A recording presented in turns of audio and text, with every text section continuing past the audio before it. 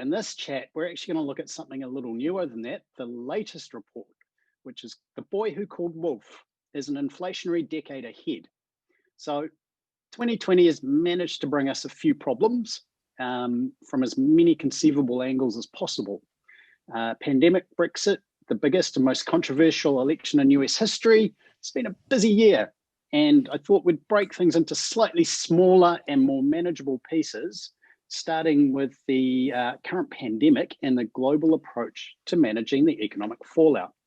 In the latest report, The Boy Who Called Wolf, you look at the monetary and fiscal responses taken by policymakers and the risk of inflation brought on by those responses. So broadly speaking, what are the key risks we should be looking for after this absolutely massive fiscal stimulus? And what do you expect to see in the medium term?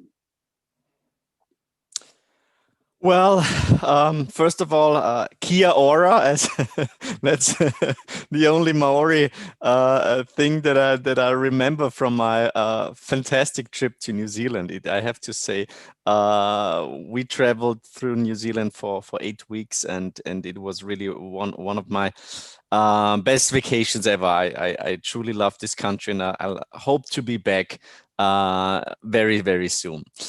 Well, you know, Michael, where should we start? I mean, it's for me as an analyst, as an asset manager, as a business owner, but also as a concerned citizen and as a family father. It has been a truly fascinating year, but also a very, very demanding year. I think it has been, from an asset management point of view, it has been a lesson in humility, because we saw basically a collapse in spring and then a big recovery. In fact, it was the shortest equity bear market that we saw in the history of financial markets. So I think 2020 really has been a special year that we will all tell our kids and grandkids about.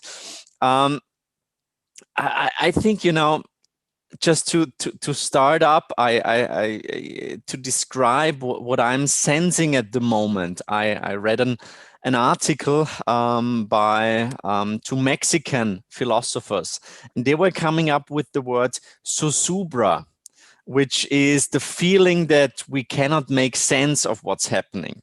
And zozobra, that's a Spanish word, especially well known in Mexico, and it is a peculiar form of anxiety that comes from being unable to settle into a single point of view. So it is not an ordinary Spanish term for anxiety, but it has connotations that call to mind the wobbling of a ship about to capsize. And it has been a key concept among Mexican intellectuals in the early 20th century to describe the sense of having no stable ground and feeling out of place in this world. And I think this term zozobra really perfectly describes what's going on. I'm having so many discussions with clients, with friends, with family members, asking me, you know, what's going on? We thought we're like in the middle of one of the biggest economic crises, and still, you know, equity markets are going crazy. We're seeing, you know, basically all-time highs in most asset classes. And my answer to this is, we're probably at the beginning of what Ludwig von Mises called a crack-up boom. And I think this describes this current setup pretty well, and this leads to our inflation outlook. I think that really 2020 will go down in history books as the year when monetary stimulus, monetary policy actually got married to fiscal policy. And I think this is really the big change that we have seen. And of course, asset markets are already discounting this development, as we're seeing with all inflation sensitive assets. So I think this is really something that for investors should be one of the main takeaways of this current Zozubra. I think that term is perfect. It's the absolute perfect description for this point in time, I think. I'm going to borrow it.